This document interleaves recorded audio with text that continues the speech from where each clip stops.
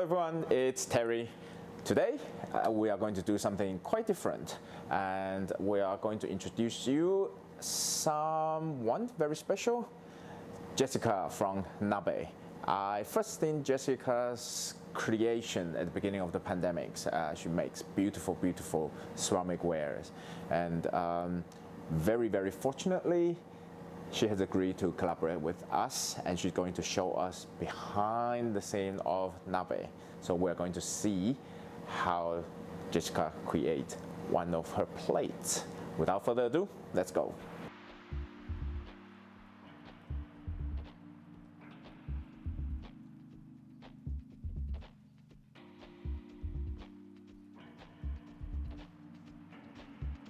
So I start off by drawing a wet circle with my sponge on the bat.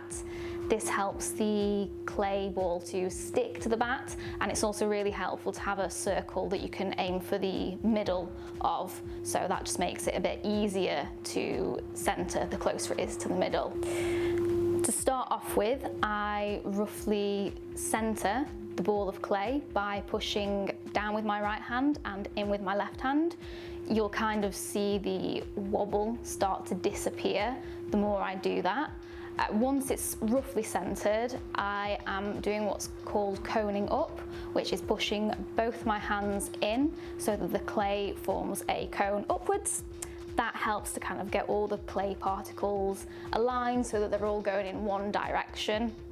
And then I am pushing it down again, and at this point the ball of clay is pretty much centered and we're ready to start pulling up the walls.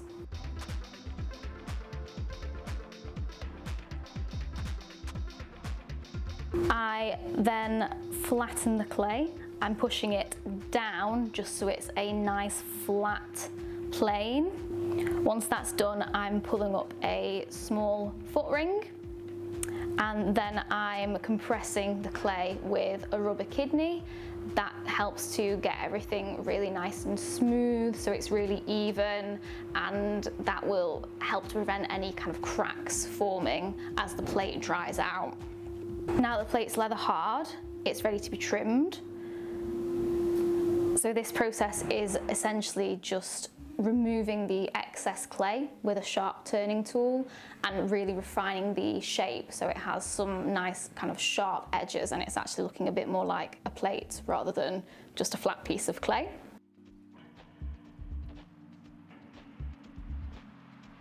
Now that it's been bisque fired, it's ready to glaze.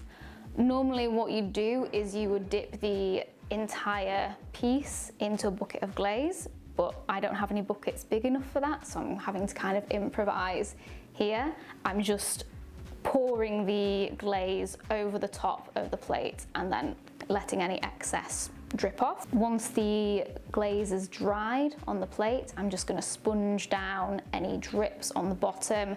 If any of those drips stayed there, they would turn into glaze with the rest of the piece and they'd be stuck to the kiln shelf and you wouldn't be able to get the plate off. I'm also going to smooth over any little imperfections with my finger just to make sure that the glaze is nice and smooth when it's been fired. So it can go in for its last firing now. At this temperature, the glaze will be fully melted. The clay body will no longer be porous, so it will be safe for dinnerware use. And that's it.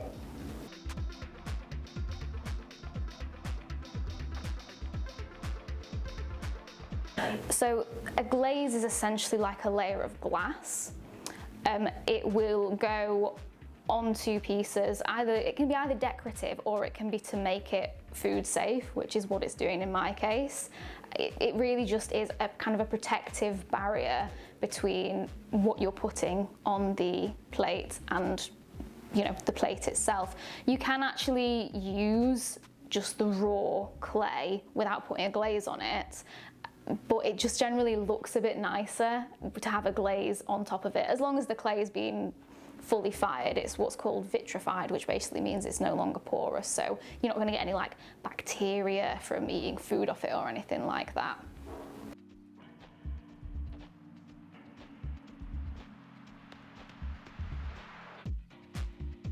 So I've always kind of had I guess you call it fascination with Japanese culture, but I particularly like that really clean aesthetic of it just being fairly simple, not too much going on, but just nicely executed.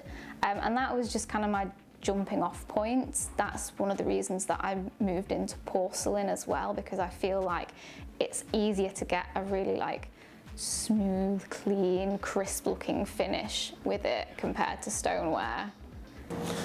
So I hope you like the content today, and in a couple of weeks time we are going to try out the plate, place something on it, which hopefully I'm part of how beautiful that plate is. If you want to find out more about Jessica's work, look at the bio. We'll have her Instagram, we'll have her website, support local artists. She's doing great work, and looking forward to seeing you in the next time. Remember to subscribe and like.